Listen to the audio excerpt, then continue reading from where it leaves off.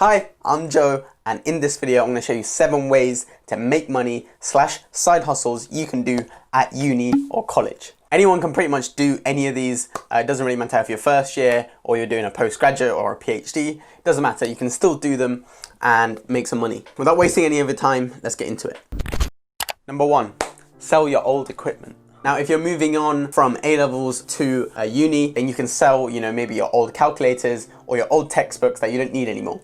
Or if you've moved on to another year of your course, maybe you don't need some old textbooks that you used in your previous year. You can sell these to people that are just going into the previous year and they will happily buy it for a cut price. Might not be a lot, but it will certainly help when expenses in the first week of moving in are going to be a lot more expensive than you originally planned. If you do maths A-level, you know that you need a special type of calculator, and these calculators cost from like 30 upwards of £90, the special graphic ones. Now at the end of the year, if you can buy these from all the students that do maths for a cut price, like a really cheap price, because they're going to throw it away anyway, so you might as well buy it off them, and then you can resell it to people that are just going into A-level. If you buy a calculator for like £5 off leaving year 13, then you can definitely sell it for around minimum £15, maybe even 20, 25. That's some easy profit you can make. If you've just gone into uni, then ask some of your mates who did maths A-level if they have these calculators, and if you can have them either for free or a really small price, and then you can sell them online. It's a very simple one,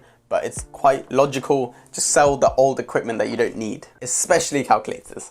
Now, the second way anyone can make money at uni is by tutoring. This is literally something anyone can do. If you think you're not smart enough to tutor fellow uni students, then drop down to A-level students, tutor them. If you don't want to do A-level, then do GCSE, and then just keep going. It doesn't matter. You can go all the way down to primary school and still make a good amount of money just by tutoring kids. You can actually make a lot of money from this. One of my friends had a tutor throughout A-level, and his tutor charged him £40 an hour.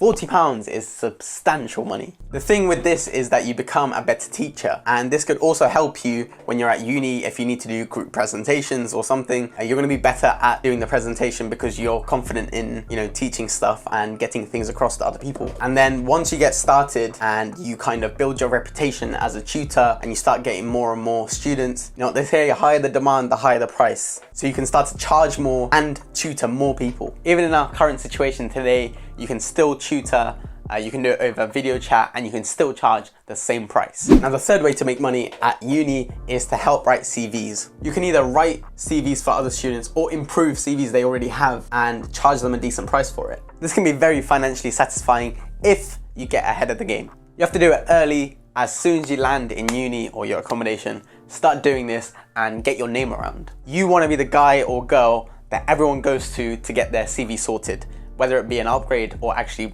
get one written up. Due to the large amount of people applying for part-time jobs, people are gonna know that you can't just have a bog standard black and white CV. You're gonna need something that's actually, professional looking and that is actually good.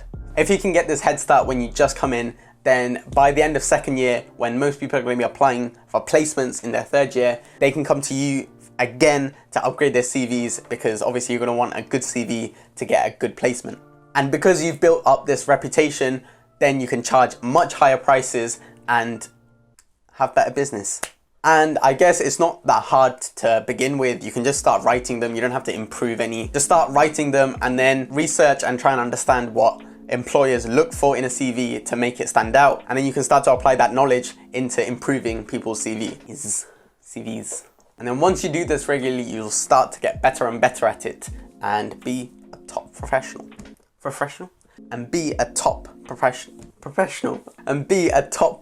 So that's number 3, write people's CVs. The fourth side hustle is to host game tournaments. Now, this could be FIFA, this could be NBA, this could be COD, any game where you can play local multiplayer and go head to head in. I did this at school. I had to raise money for a social event and everything went very smoothly. It was so easy to organize and we raised a lot of money. Just host them in your flat or your apartment, maybe with your flatmates or alone, depends on how you want to share the profit. All you do is you get a couple of consoles, either Xbox or PS4, with 2 controllers each, obviously. Charge people for entry into tournament, calculate the cash prize, keep the rest. Simple as that. Now, the way to advertise this is, I don't know, through accommodation, just around, maybe in the elevators of the accommodation or uni. Stick it on any notice board that you can. Just stick it on there with an email for people to contact, and boom. get people talking about it, get the hype around it. That's how you get more and more people to sign up, and it creates that real excitement around the tournament. It's a pretty simple thing to organize. You just need to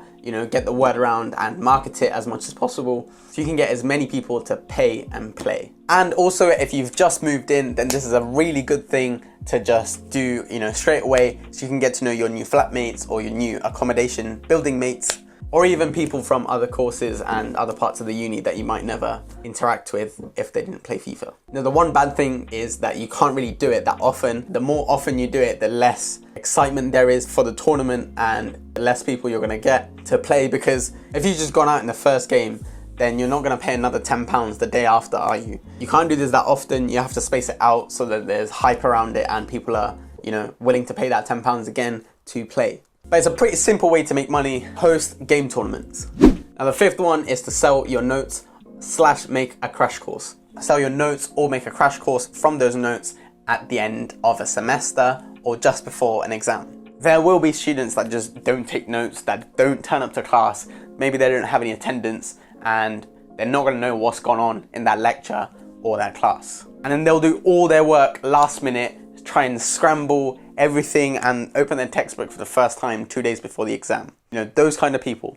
That's your target audience. So just a disclaimer, don't do people's coursework for them. That's not what I'm telling you to do. You can even watch the lectures after they've been done and uploaded onto the website, and you can still take detailed notes, and make sure you do take detailed notes. You have to make sure your notes are good. They have to be worth it. And then just hold on to these notes. And then once you get towards the end of a semester, put this into a PDF file and then charge people for access to that PDF file. I saw this thing, I think it was in America, towards the end of a semester, these people came in and they hired like 5 classrooms and they taught crash courses to the students.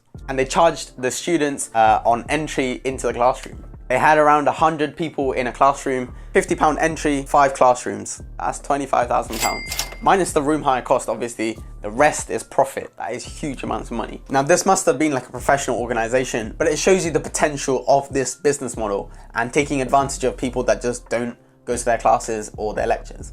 It shows you how much you can potentially make just from doing university properly and doing what you're meant to do at uni. Go to class and go to your lectures like you're supposed to and take notes like you're supposed to, and you can make so much money. Number 6 is to become an Uber driver or Amazon Flex. If you can drive and have a car, then why not do some delivery? Whether it be people, food, or parcels. You can either become a registered driver on Uber or do some parcel delivery with Amazon Flex. Amazon Flex, if you don't know, is the delivery system that Amazon use to deliver your parcels. You go to an Amazon fulfillment center, you pick up a bunch of parcels, and then you just go out and deliver them. Both of these are great because you're self-employed and you work on your own initiative. You get to decide when you work. Why would you not want to do that? As a uni student, your days are probably not very structured, and therefore working on your own initiative and getting to choose when you work can be really, really good for you. Whilst most uni students are partying and wasting their time, you can be out there just making money at like 1, 2 a.m. And it means that you're not tied down to work certain hours, and you can take time off, when an exam's coming up or you need to study. These are really easy jobs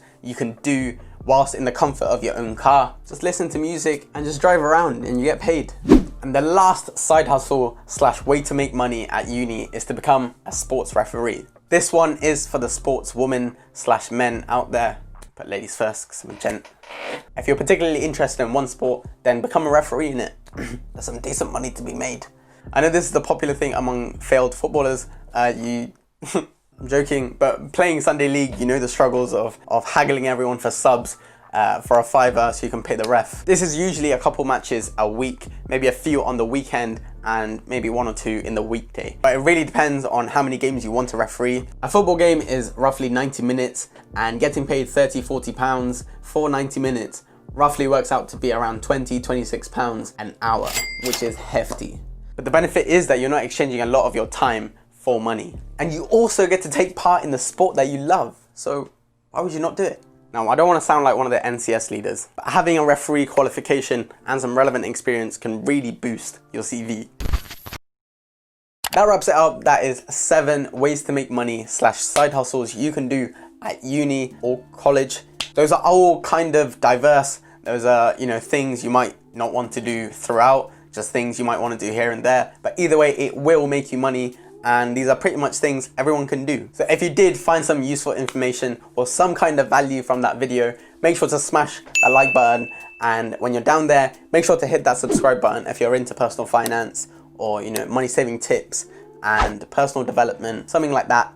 Then hit that subscribe button. Without hitting the subscribe button, you can't hit the bell notification button. Come on, guys, come on. If you have any suggestions, criticism, or support, I would much appreciate it if you left it in the comment section down below and let me know. I will try and reply to every single one. Other than that, thank you for watching and I'll see you next week in a bit.